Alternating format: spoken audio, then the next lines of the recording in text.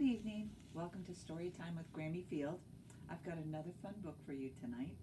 It's called When the Cows Got Loose.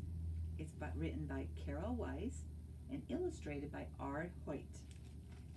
That's a fun looking cow, don't you think?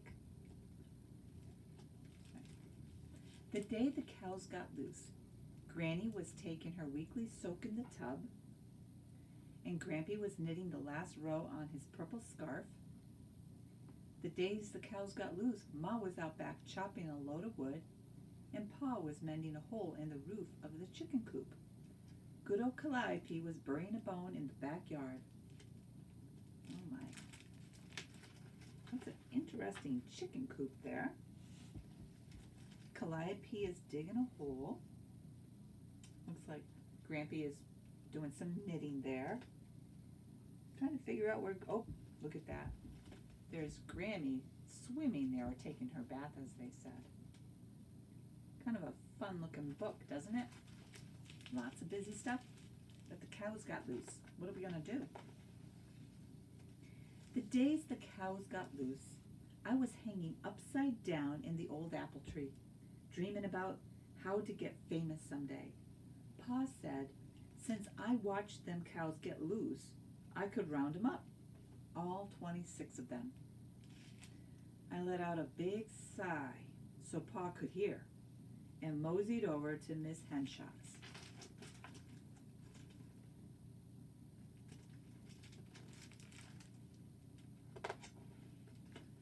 I knew Alberta and Betty would be there. They loved Mrs. Henshaw's cabbages. And they most certainly do. They both are playing with the cabbages.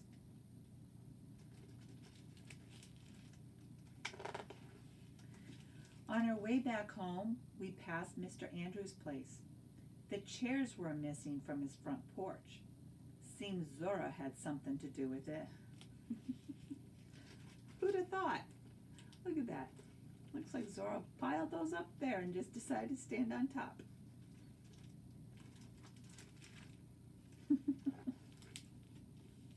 Next morning, while I was frying up a couple of old gilly eggs, Paul got a call from Mrs. McGrath. I could hear her shouting from clear across the room. He held out the phone, looking at me, and said, Ida Mae, Mrs. McGrath wants to take her morning swim. I cooked up those eggs, then I skipped down to McGrath's with Callie at my heels.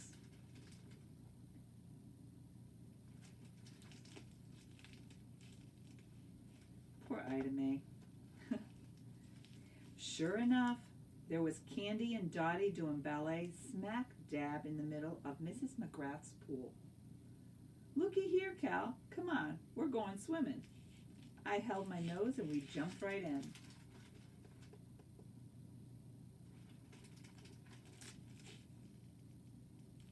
So instead of bringing the cows home, they went in and jumped in swimming with them. Toward evening, got a call from Aunt Mary. Cousin William was at the swamp today, and so were Yolanda, Ellie, Fanny, Xenia, and Greta. Sakes alive, Callie, I got to see this. So I hopped on my bike and headed for the swamp. That big tire will get her there fast. Oh, what do you think those cows are up to? Well, I'll be. I don't know if you can see it, but they're doing all kinds of flips and stuff like that. I don't think I've ever seen cows behave like this. That night, I fell asleep and dreamed about Hildegard and Winifred eating their way through the Howard's haystack. They had blown up like balloons and were floating all over their cornfield. Look at that, they're all blown up. The next day I got up before the roostabout, and whistled for Callie. But Hildy doesn't like corn. She likes clover, I said as we tumbled over to the Howards. No sign of Hildegard or Winifred. By the time we got to the Nelsons' farm, where the sweetest clover grows, The sun was rubbing its sleepy eyes, and I'll be, those little heifers were already gone.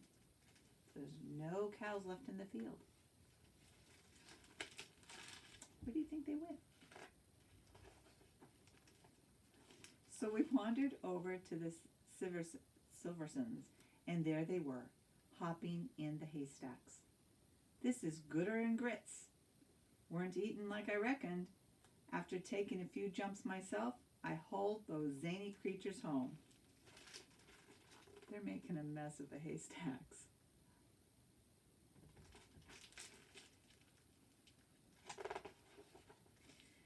That afternoon, while shooting a game of marbles with Grampy on the front porch, we got another call.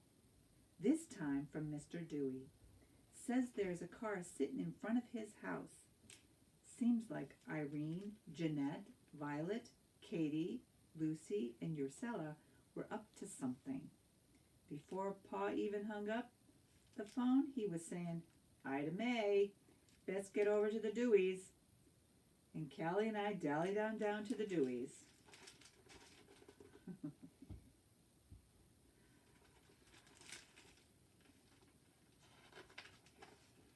Oh, goodness. Well, knock me down. Spent the best part of the afternoon trying to get those cows out of that car. When they finally tuckered out, I herded them home. How do you think those cows got that truck up in the tree?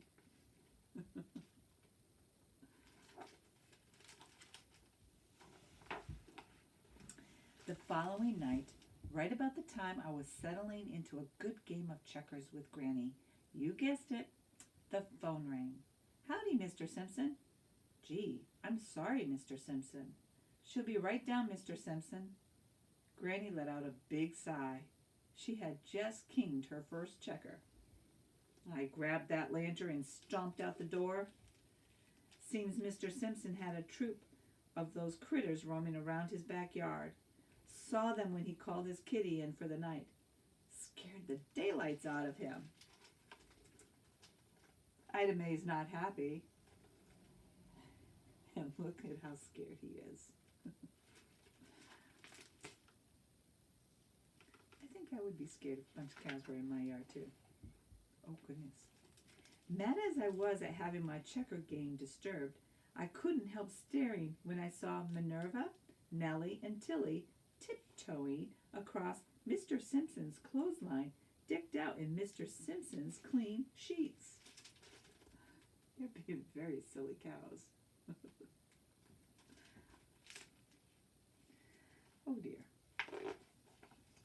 Knew Tilly would follow the lantern. First thing she saw the night she was birthed. After that, no calls for 3 days.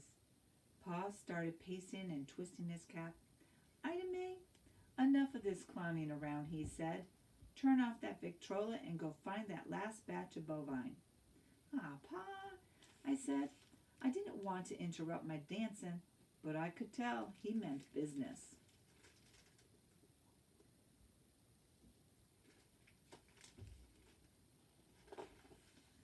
So Callie and I headed straight for the apple tree, where we do all our thinking. "Well, Callie, there's 26 cows that live in their barn, and I rounded up 21. Who's left? There's Ophelia, Pauline, and Susie Q.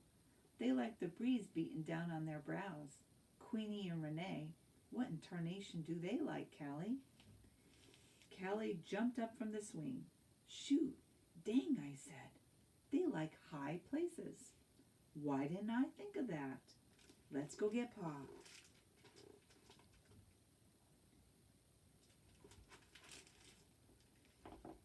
Looks like the whole family's gone.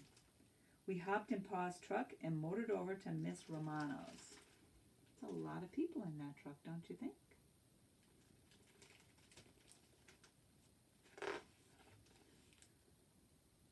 Oh, you gotta see the picture before I read.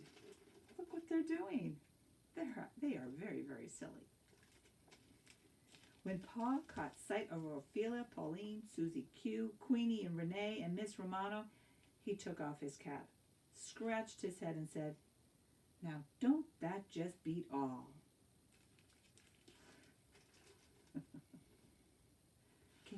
imagine cows doing that?